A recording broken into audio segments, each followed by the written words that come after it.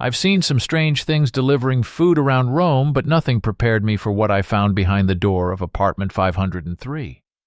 I've worked as a food delivery driver in Rome for about 5 years now. You get used to weird stuff happening on the job. Sometimes it's people answering the door in nothing but a towel. Sometimes you get prank orders that send you all over the city for nothing. But there was one night that I'll never forget, and to this day, it still messes with me. I've thought about quitting more than once because of it, but I need the money, and it's not like I have a lot of other options. But that night still haunts me, and I haven't been able to shake it. This was a couple of years ago, and it was late, around 11 p.m. I was working the night shift like I often do because the tips are usually better. Plus, there's less traffic, which is nice when you're driving around a city as chaotic as Rome. Anyway, I get an order for a big delivery to an apartment complex I knew wasn't in the best part of town. The neighborhood, known as Torbella Monica, had a reputation for being rough. High crime rates, lots of sketchy characters, and buildings that were falling apart. But I had delivered there before, and nothing major had ever happened. So I didn't think too much of it. It was part of the job, after all. The order itself was pretty big, multiple pizzas and drinks, which usually meant a good tip, so I was actually kind of excited to get it over with. I packed everything into my car and set off for the address. The streets were quiet, which wasn't unusual for that time of night, especially in that part of the city. A lot of people don't like to be out after dark in areas like Torbella Monica. It didn't bother me too much at first. I just wanted to make the delivery, collect my tip, and get out of there. When I arrived at the apartment complex, the first thing I noticed was how run down it looked. I mean, I'd been to bad areas before, but this place felt different. The building was tall, maybe 8 or 9 stories, with flickering lights in the hallway and graffiti covering the walls. The entrance door was propped open with a broken chair, which didn't give me the best feeling. But again, I had been to places like this before. It came with the territory of working late-night deliveries. I parked my car in front of the building, double-checked the address, and grabbed the food. The order was for an apartment on the 5th floor, and as I walked toward the entrance, I noticed that the street was completely deserted. Not even a stray cat or dog around, which was odd for Rome. There was just this unsettling silence hanging in the air. I brushed it off and headed inside. The lobby was dimly lit, with a few broken light fixtures hanging from the ceiling. I could hear water dripping somewhere, echoing through the empty hallways. The elevator wasn't working, of course, so I had to take the stairs. The building smelled like damp concrete, and every step I took echoed loudly.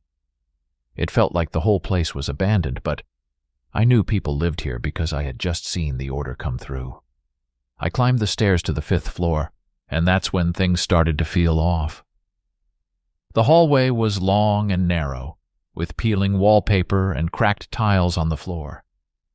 There were a few doors along the way, but no sounds coming from behind them, no TVs, no conversations, nothing. Just dead silence, except for the occasional flicker of the overhead lights. The air felt heavy, like something was pressing down on me, making it harder to breathe. But again, I tried to tell myself it was just my nerves, that I was overthinking things. I reached the door of the apartment I was supposed to deliver to. Apartment 503. The door looked old, like it had been kicked in at some point and then poorly repaired. There was a large dent near the handle, and the number 503 was barely hanging on by a single nail. I knocked on the door, holding the food in one hand, and waited. After a few moments, I heard someone on the other side of the door, their footsteps shuffling closer.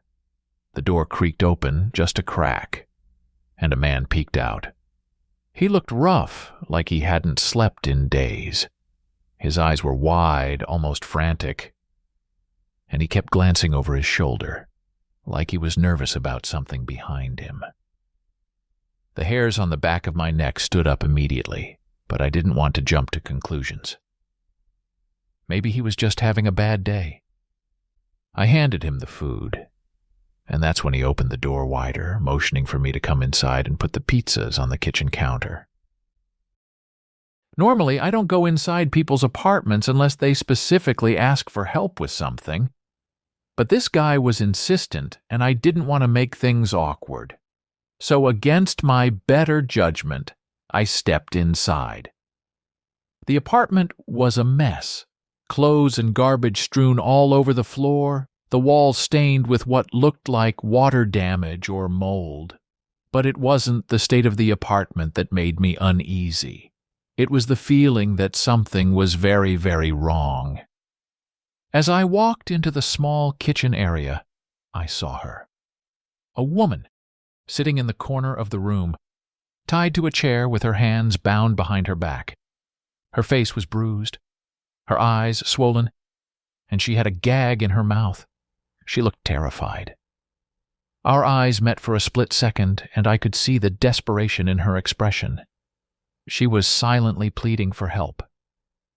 Time seemed to slow down in that moment. My brain struggled to process what I was seeing. The man was standing behind me, and I could feel his presence like he was watching my every move. My heart was racing, and I could hear the blood pounding in my ears. I knew I needed to get out of there, but I didn't know how to do it without making him suspicious. I tried to stay calm, acting like I hadn't noticed the woman. I placed the food on the counter as casually as I could, but I could feel the man moving closer. Out of the corner of my eye, I saw him reaching into his pocket, and that's when pure instinct kicked in. Without thinking, I dropped the food, turned around, and bolted for the door. Everything happened so fast. I heard him yell something behind me as I sprinted down the hallway. I didn't look back. I didn't want to know what he had in his pocket or what he was planning to do. I just ran as fast as I could, my legs shaking beneath me. I flew down the stairs, taking them 2 at a time, barely able to breathe. The whole building felt like it was closing in on me, like it was alive and trying to trap me there. When I finally burst out of the front door, I didn't stop. I ran straight to my car, my hands fumbling for the keys. I practically threw myself inside and locked the doors, my heart still pounding in my chest. I didn't even check to see if the man was following me. I just floored it and got the hell out of there. As I drove away, I tried to calm myself down, but my mind was racing. What had I just walked into? Who was that woman? Should I call the police? I was shaking so badly I could barely keep my hands on the wheel. I felt sick to my stomach, like I had just narrowly escaped something horrific. I ended up pulling over a few blocks away to collect myself. My mind was a blur, and I kept replaying the scene in my head. The man's wide, desperate eyes, the woman tied to the chair, the feeling of dread that had washed over me the moment I stepped inside that apartment. It was like something out of a nightmare, except it was real, and I had no idea what to do. Eventually, I decided to call the police. I told them everything. The address, the woman tied up, the man who had acted so strange. I didn't know if they'd believe me, or if they'd even bother to check it out, but I had to try. I couldn't just leave that woman there, not after what I had seen. The police said they'd send someone to investigate, but I never heard anything more about it. A few days later, I tried calling the station for an update, but they told me they couldn't release any information about an ongoing investigation. After that, I didn't bother following up. Maybe it was selfish of me, but I just wanted to put the whole thing behind me. But even now, years later, I still think about that night, about the look in that woman's eyes, the fear and desperation she must have felt. I wonder if the police ever found her, if they were able to save her, Or if she's still out there somewhere, trapped in that apartment, waiting for someone to come and help. I still deliver food in Rome, but I've never gone back to that building in Tor Bella Monica. I avoid that part of the city altogether now. I know it sounds paranoid, but I can't shake the feeling that something terrible happened in that apartment, and I was just lucky enough to escape before it got worse. Maybe that woman wasn't so lucky. I try not to dwell on it too much, but it's hard not to. It's hard to forget something like that. I keep telling myself it was just a one-time thing, that I'll never experience anything like it again. But every time I walk up to a stranger's door with a delivery, there's a part of me that wonders what's waiting on the other side. Delivering packages to remote farmhouses is usually a quiet job, until the night I found myself facing figures watching me from the darkness of a boarded-up house. I used to work as a delivery driver for a pretty well-known courier service, the kind where you get sent to some pretty remote areas. Living in a small town in Kansas, it wasn't unusual for me to have to make long trips into the middle of nowhere to drop off a package. A lot of the time, it was just quiet, empty farmland. I'd drive for hours without seeing another car or person. Sometimes the isolation was peaceful, but one particular delivery still gives me chills whenever I think about it. This happened about 3 years ago. It was one of those deliveries that popped up late in the day, and I was already exhausted from a full shift of driving. The address was a farmhouse way out in the countryside, probably a good 2-hour drive from my last stop. I didn't think much of it at the time. It was getting late, and I just wanted to finish my shift, drop off the package, and head home. The sun was already setting when I left the last house, and I knew by the time I got to this farmhouse, it would be dark. The drive started off pretty normal. I took the usual highways, passed through a few small towns, and eventually ended up on a long, narrow road that cut through endless fields of crops. As I drove farther, the road got worse. Potholes, gravel patches, and thick mud slowed me down, and I could feel my van struggling to stay steady. There were no streetlights, no signs of civilization at all. Just rows of cornfields stretching out on either side of me. Occasionally, I'd pass a broken-down barn or an old tractor, but that was it. It was pitch black by the time I saw the turnoff for the farmhouse. The dirt road leading to it was more like a trail than an actual road. I had to slow down to a crawl just to keep my van from bottoming out on the uneven ground. The headlights barely illuminated more than a few feet ahead of me, and the surrounding darkness seemed to close in as I went deeper into the countryside. After what felt like an eternity, I finally saw the silhouette of the farmhouse in the distance. It was an old 2-story house, probably built in the early 1900s. The paint was peeling, and the roof looked like it had seen better days. But what struck me right away was how dark it was. No lights on the porch, no glow from any windows, just complete darkness. It was eerie, but not totally unexpected. Some of these older farmhouses had bad power or were lived in by people who didn't like to waste electricity. I pulled up the van and parked a little ways from the front porch. The driveway was more like a patch of dirt, and I didn't want to risk getting stuck. I grabbed the package and headed toward the house, my boots crunching against the gravel. There was something unsettling about how quiet it was. The wind was still, and the only sound was the occasional creak of the old wooden porch under my feet as I walked up to the door. When I got to the door, I knocked. Nothing. No answer. I knocked again, harder this time, but still no response. That's when I noticed the windows. They were all boarded up from the inside. Not just with curtains or blinds, actual wooden boards nailed across them. I don't know why, but that gave me a bad feeling. It was like someone didn't want anyone to see inside.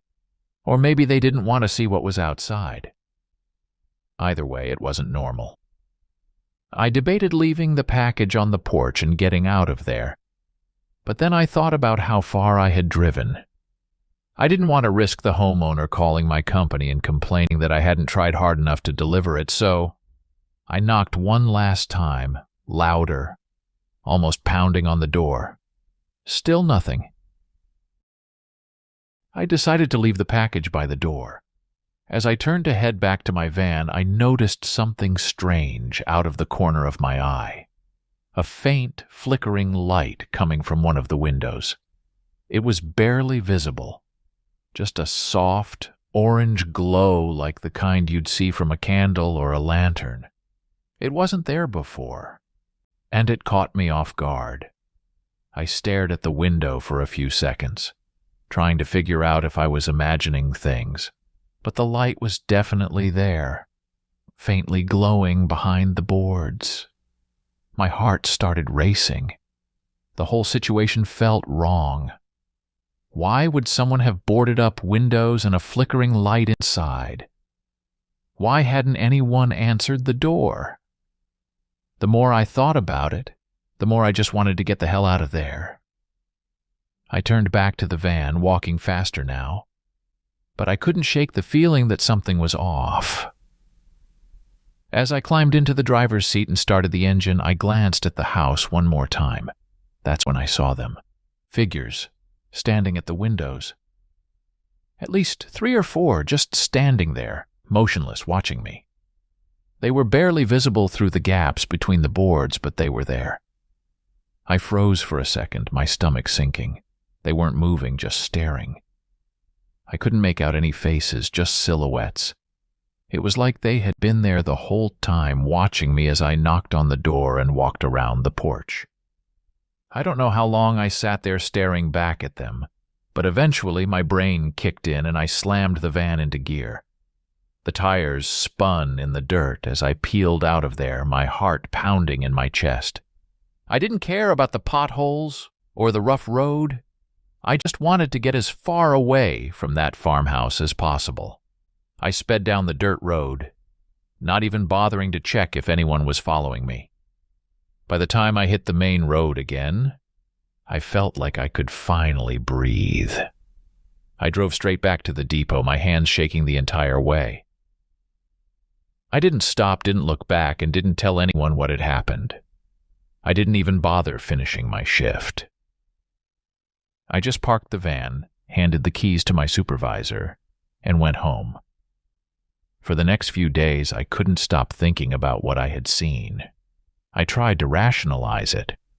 Maybe they were just mannequins or some weird art installation. Maybe the flickering light was just a reflection of something outside. But no matter how many times I tried to explain it away, I couldn't shake the feeling that something was seriously wrong at that farmhouse. I thought about reporting it to the police, but what was I going to say? That I saw some figures in a window of a house in the middle of nowhere? They'd probably just laugh it off, tell me I was imagining things. So I let it go, hoping that I'd forget about it eventually. But I never did. To this day, I still wonder who or what was in that farmhouse. I've tried to look up the address a few times out of curiosity, but nothing ever comes up. It's like the place doesn't exist, or maybe I just don't want to know the truth. Either way, I've never gone back to that area. I still work as a delivery driver, but now I stick to the city routes. I'm not taking any more chances out in the middle of nowhere.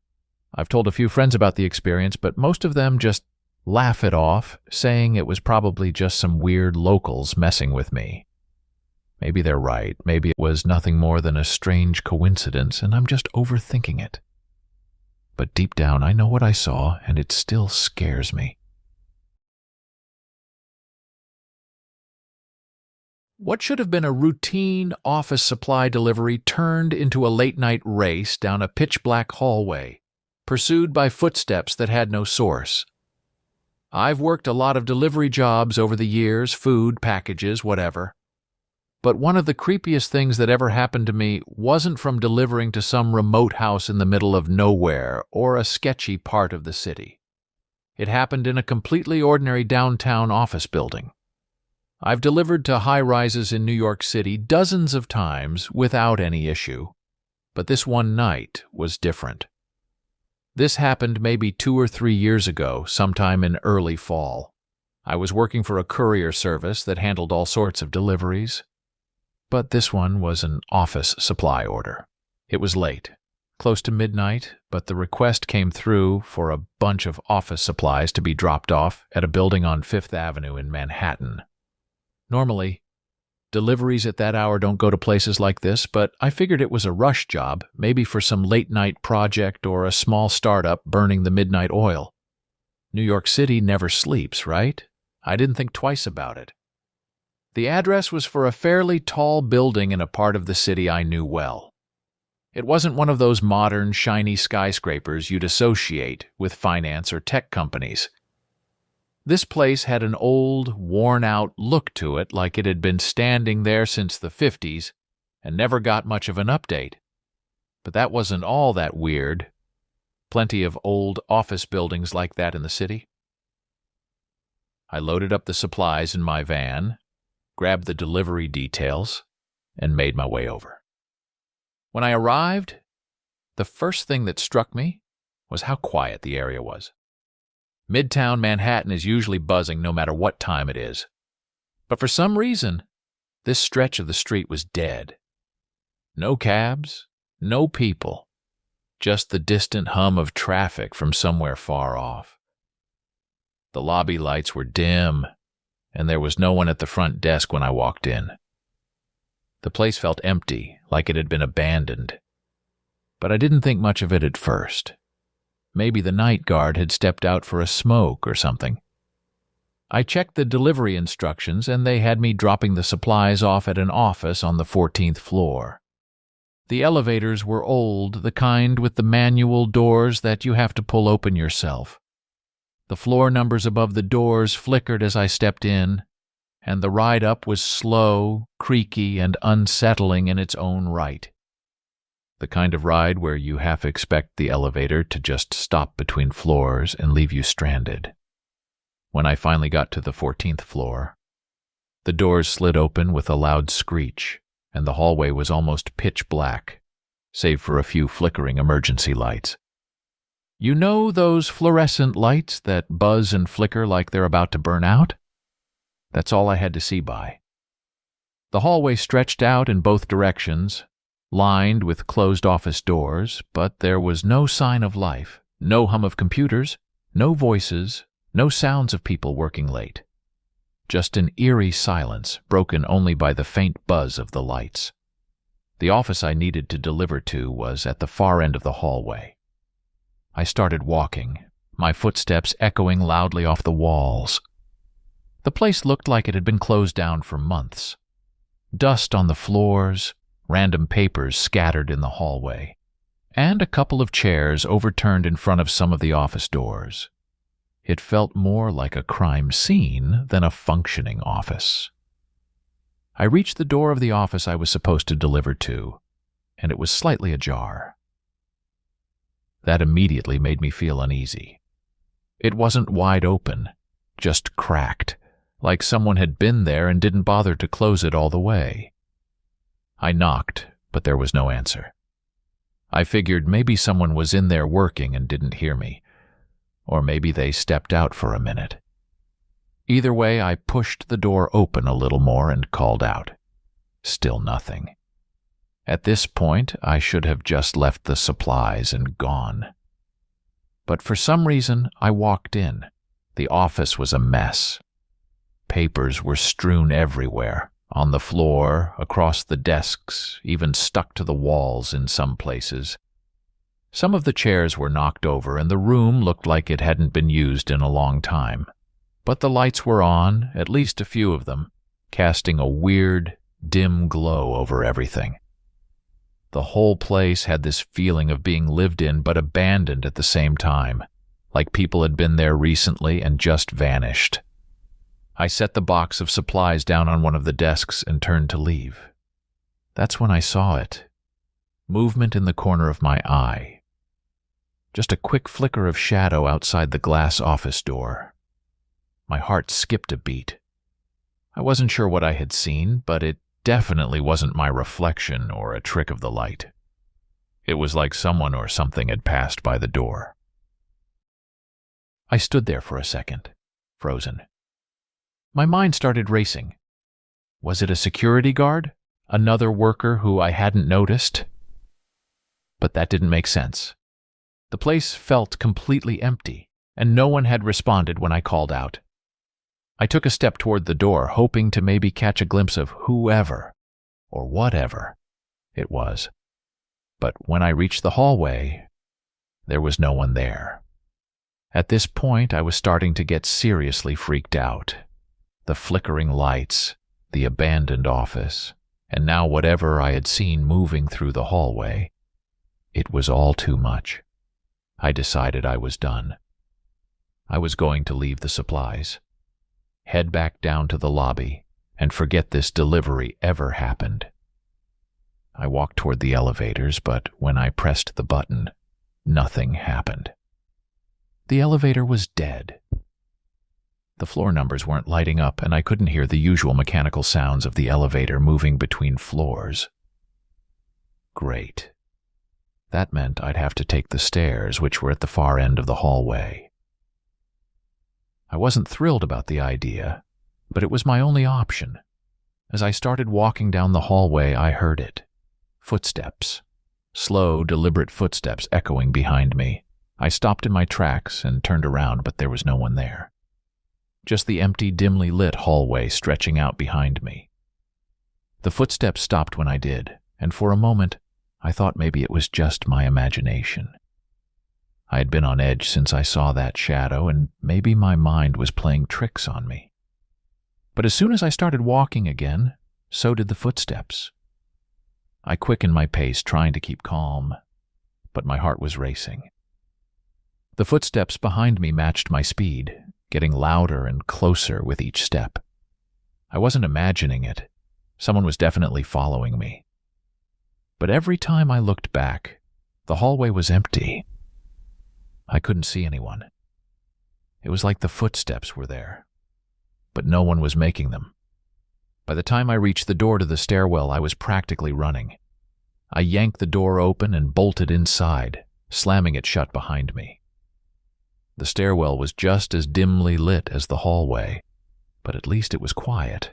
No more footsteps. I took a deep breath, trying to calm myself down. I told myself that it was probably just the sound of my own footsteps echoing weirdly in the empty building. But deep down, I knew that wasn't true.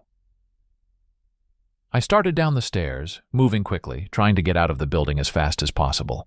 The stairwell was narrow, with concrete walls and metal railings, and every step echoed loudly in the silence.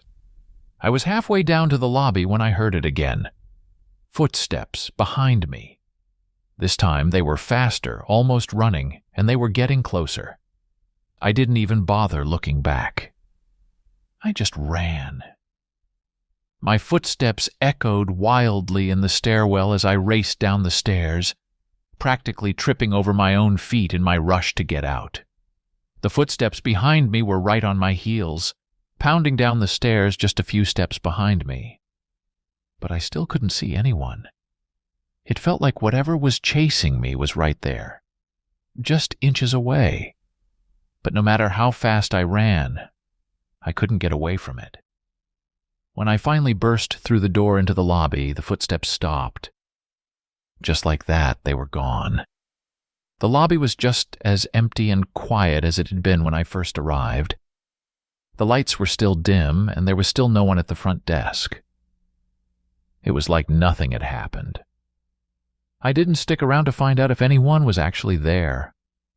I sprinted out of the building, jumped into my van, and sped off without looking back. My heart was pounding, and my hands were shaking so badly I could barely grip the steering wheel. I didn't stop driving until I was halfway across the city, far away from that building. I've thought about that night a lot since then, trying to make sense of what happened. Maybe it was just my nerves getting the best of me.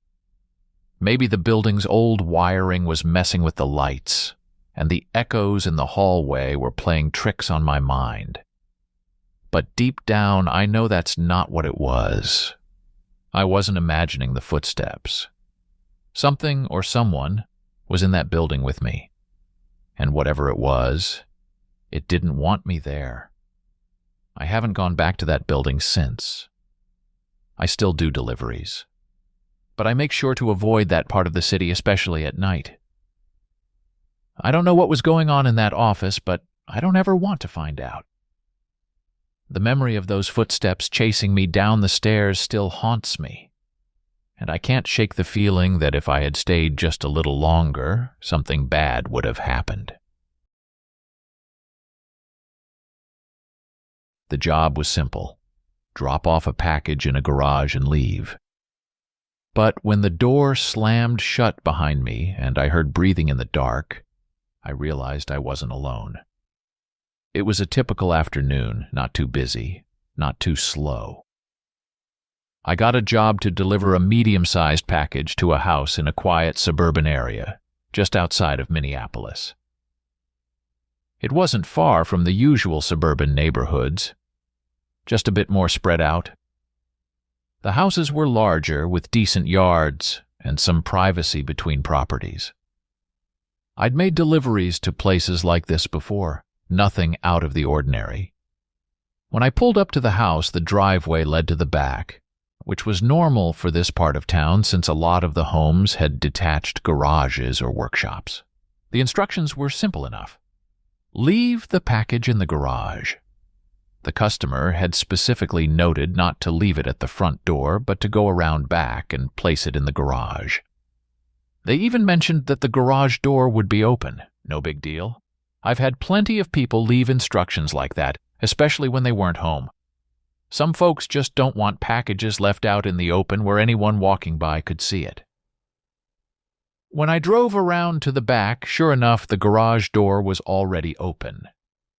It was an older-looking structure, the kind of garage you'd expect in a neighborhood where people don't update things too often. The paint was chipping off, and there were a couple of cracks in the cement floor that I could see from where I was sitting in the van. It didn't seem like anyone was home, though. The house was completely silent, and I didn't see any movement inside. Again, nothing out of the ordinary. Some people work long hours or aren't around much during the day. I grabbed the package and walked up to the garage. It was filled with the usual stuff, tools, boxes, and random junk piled in the corners.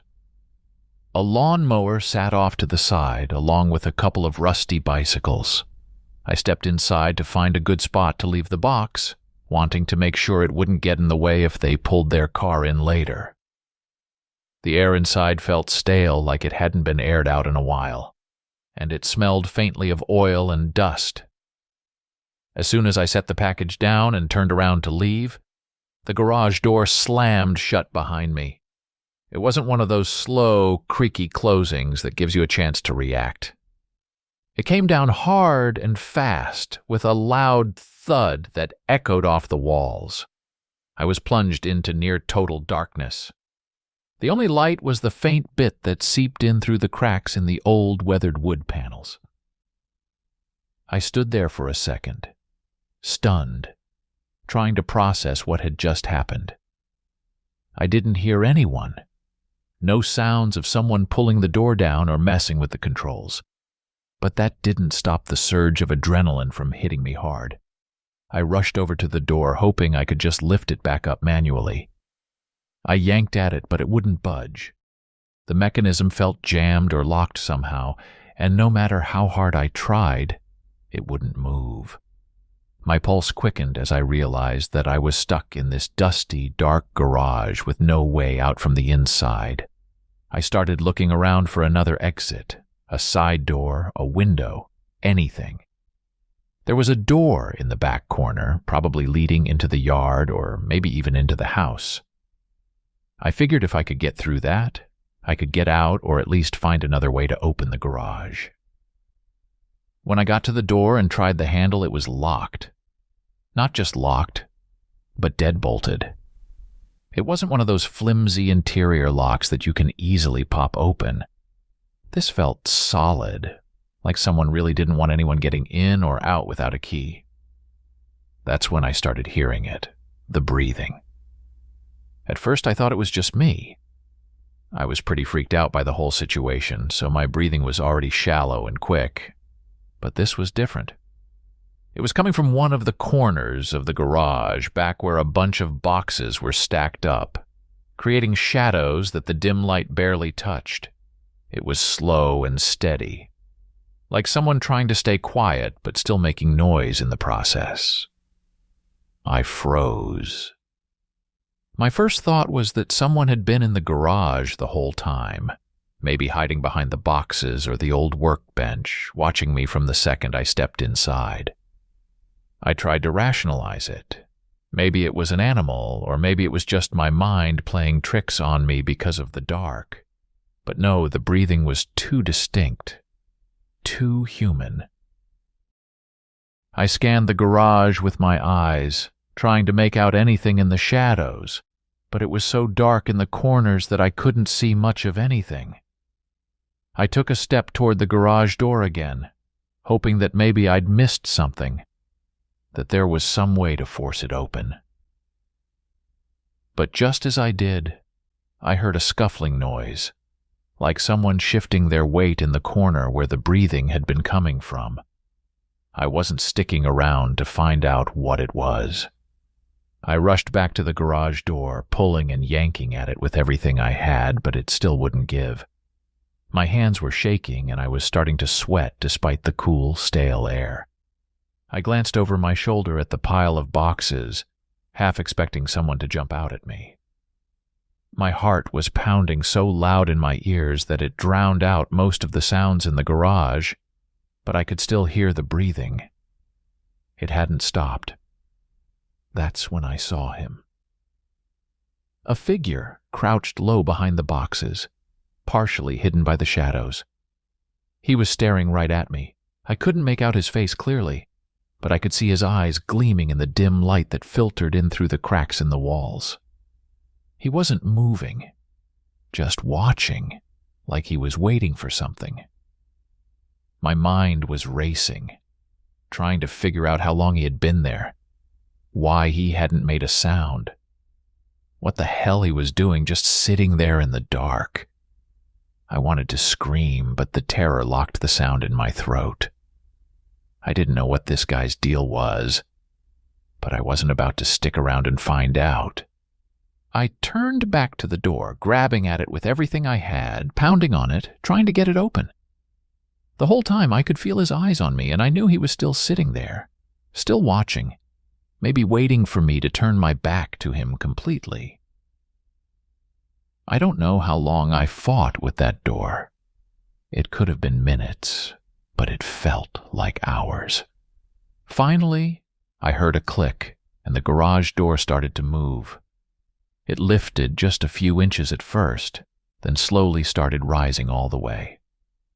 The second it was high enough for me to crawl under, I dropped to the ground and scrambled out, barely glancing back to see if the guy was following me. When I got back to my van, I slammed the door shut and locked it, my hands still shaking. I looked back toward the garage, half expecting the guy to come running out after me, but the door stayed open, and there was no sign of movement. For a few minutes I just sat there, trying to catch my breath and calm down. My mind was racing, trying to make sense of what had just happened, but no matter how hard I tried, it didn't make any sense. Whoever that guy was, he hadn't said a word the entire time. He just sat there in the dark, watching me, waiting for what? Was he planning something? Was I just in the wrong place at the wrong time? I didn't stick around to figure it out. I got the hell out of there and drove straight back to the depot, where I told my supervisor what had happened. I didn't go into too much detail because I didn't want to seem paranoid, but I made it clear that something was off about that house, about the garage and the guy hiding inside it. I never went back to that house. I made sure to avoid that area on my route from then on, and I never heard anything more about it. But every now and then I think back to that garage and wonder what would have happened if I hadn't gotten the door open. What if I had stayed in there just a little longer? What was that guy waiting for? I still do deliveries, but I'm a lot more careful now. I make sure to double-check the instructions, and I never go into garages or houses unless I'm absolutely sure no one else is inside. And whenever I drive by those old, detached garages on the outskirts of town, I get this tight feeling in my chest, like I'm about to see someone crouching in the shadows again, just watching, waiting for the right moment. The attic was cluttered with old toys and a mysterious locked trunk.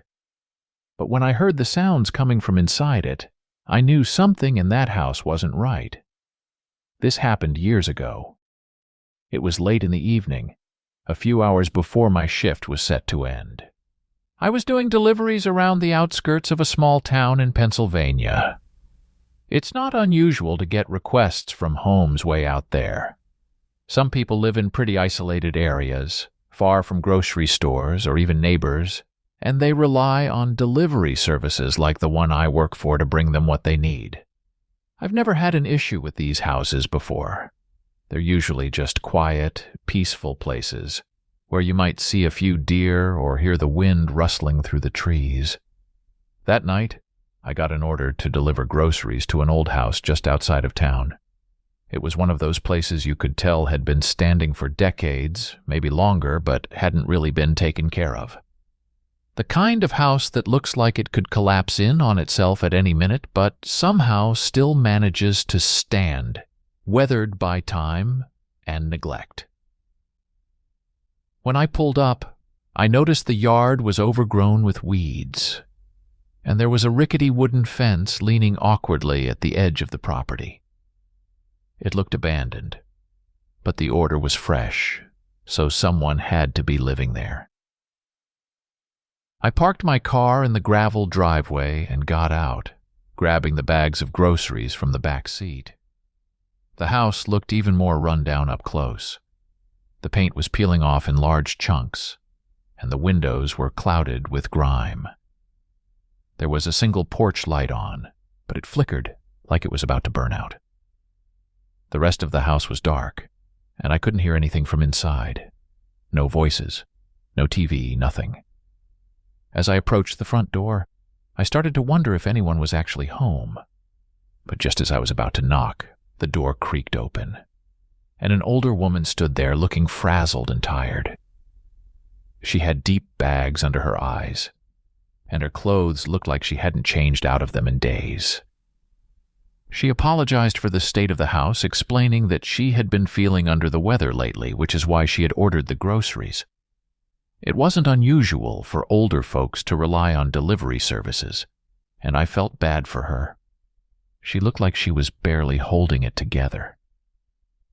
I handed over the groceries, but before I could leave, she hesitated and asked if I could do her a small favor.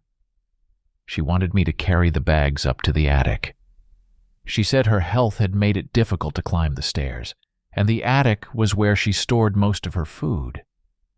I didn't really want to go inside.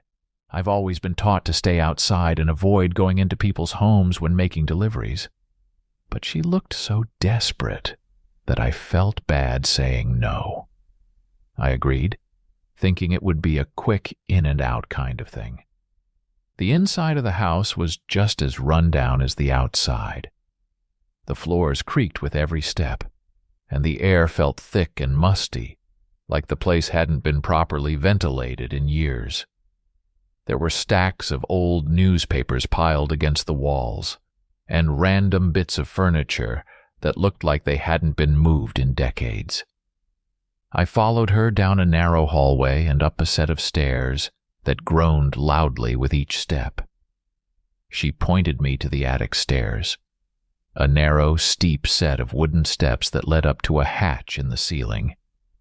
The woman stayed downstairs as I made my way up, carrying the groceries with me, The stairs were cramped, and I had to duck my head to avoid hitting it on the low ceiling.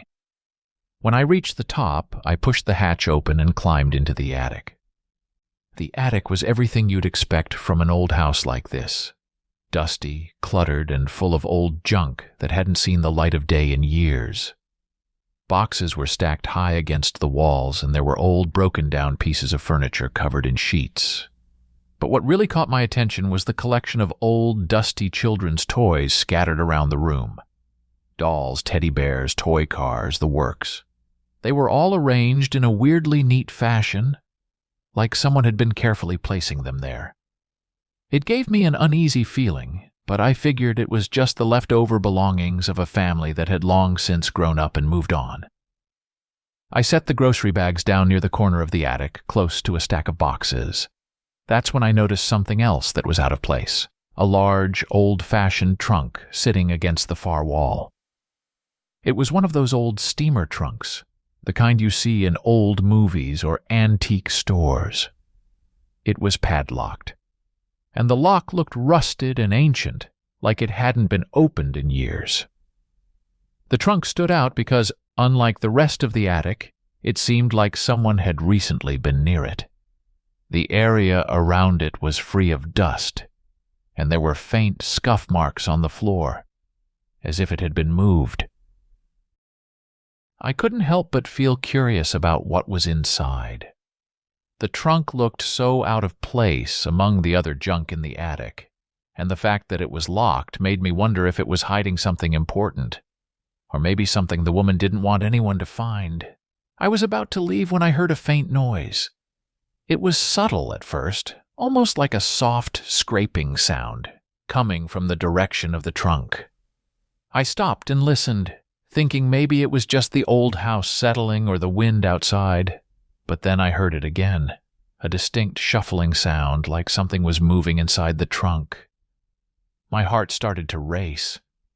At that moment, my mind started jumping to all sorts of conclusions.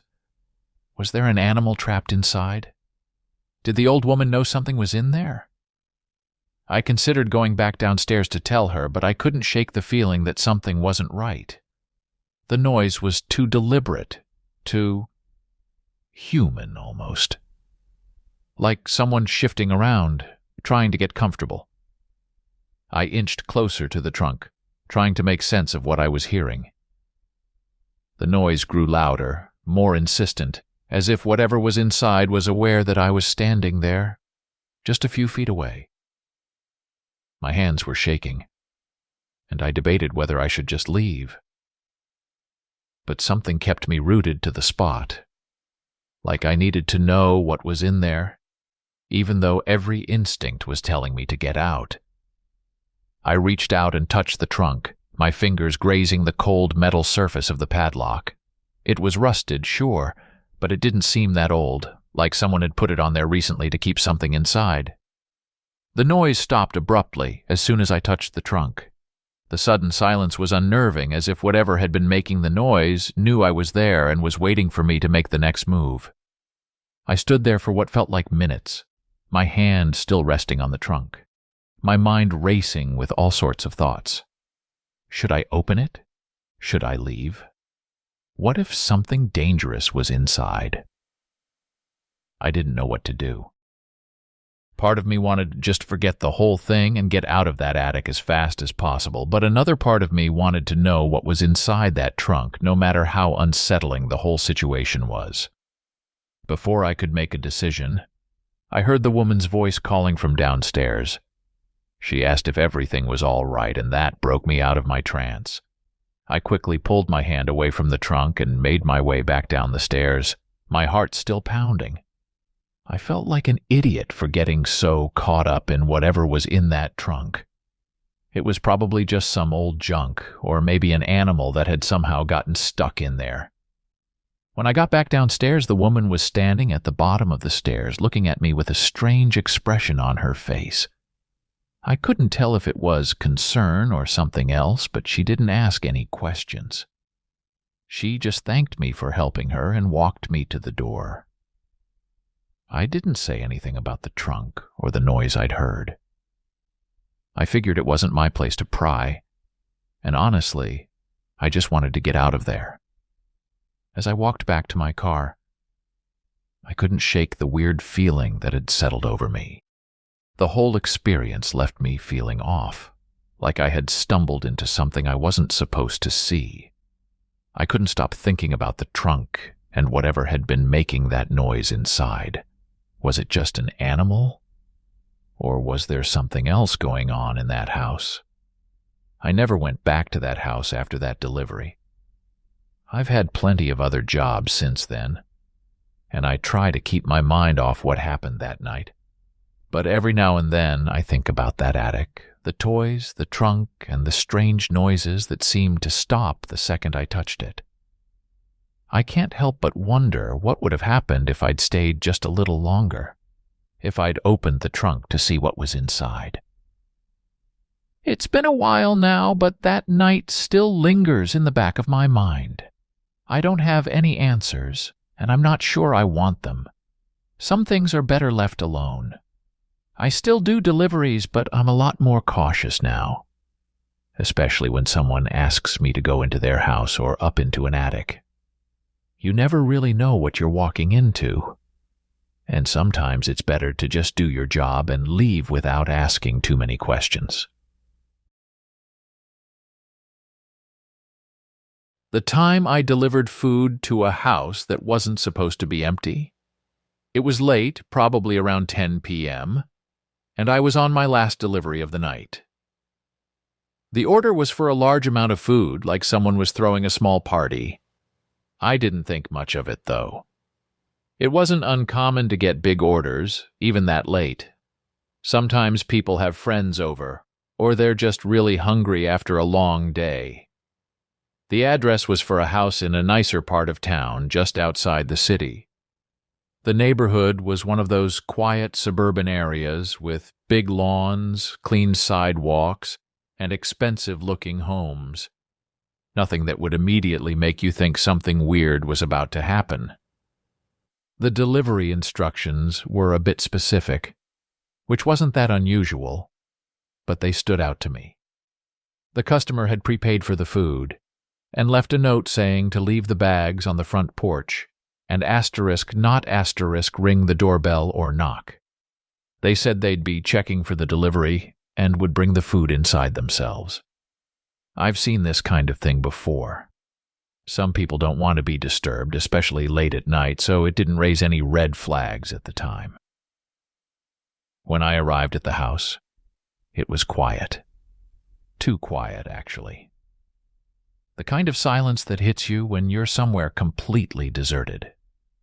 The house itself was large, probably 3 or 4 bedrooms with a well-maintained yard and a long driveway that wound up to the front porch. All the lights were off, which struck me as odd, but I figured maybe they just hadn't turned them on yet. I've delivered to places where people leave their lights off to save energy, or maybe they just prefer to keep the place dark. I parked my car and grabbed the food, heading up the driveway toward the front porch. As I walked, I noticed that the house seemed almost empty. It wasn't just the lights being off. It was the way the place felt. There were no cars in the driveway, no sounds coming from inside, and no signs of life anywhere around the property. It didn't look abandoned or run down, but it had that strange stillness you sometimes get with houses that aren't lived in regularly. I reached the front porch, set the bags of food down, and double-checked the instructions. Leave the food, don't ring the bell, don't knock. Simple enough. I glanced at the front door. It was a massive wooden door with fancy glass panels, the kind you'd expect to see on a house like this. As I turned to head back to my car, something caught my eye. The front door was slightly open. Not wide open, but just cracked enough that you could see inside, like someone had forgotten to close it all the way. I hesitated, wondering if I should knock or call out, but then remembered the instructions. Maybe they just didn't latch the door properly when they went inside. I wasn't about to overthink it. I figured it wasn't my problem, and I started walking back to my car. As I reached my car door, my phone buzzed. I glanced at the screen and noticed a missed call from the customer. Before I had a chance to consider calling them back, another buzz came. A new message from the same number. The message was brief and irate, asking where their food was. I stopped in my tracks, confused. I had just left the food on the porch, exactly as instructed. There was no way they hadn't seen it. The porch wasn't that big, and the bags were sitting right by the door. I figured maybe they hadn't checked yet, or maybe they were just being impatient, so I sent a quick reply saying I had just dropped it off and it was on the porch. A minute passed with no response. Just as I was about to get back in the car, my phone buzzed again with another message from the customer, stating that they couldn't see the delivery and asking me to come back. Now I was starting to get frustrated. I'd followed the instructions perfectly, and the food was right there. I didn't want to waste time arguing with the customer, so I decided to just walk back to the porch and check. Maybe they were looking in the wrong place, or maybe they hadn't noticed the bags. When I reached the porch again, the bags of food were gone. I stood there for a second, completely confused. I had literally just left the food there a minute ago. No one had come outside, and I hadn't heard any movement from inside the house. The door was still slightly open, just like before, but the food was gone. I looked around, thinking maybe someone had come out to grab it while I was at my car, but there was no sign of anyone. The street was empty, and the house next door was dark. I checked my phone again, debating whether to call the customer back. Maybe they had taken the food inside and were just messing with me, or maybe they were trying to get a refund by claiming they never got their order. That kind of scam happens more often than you'd think, especially with prepaid orders. But something about the whole situation felt off. I couldn't shake the feeling that something was wrong. I decided to send another message just to cover my bases. I texted the customer again, telling them I had come back to the porch, and the food was gone, so I assumed they had picked it up. I waited for a response, but nothing came. No call, no text, just silence. I glanced at the house again, and that's when I noticed something that made my stomach drop. The front door, which had been slightly open, was now wide open. I hadn't heard anyone open it. I hadn't seen anyone step outside.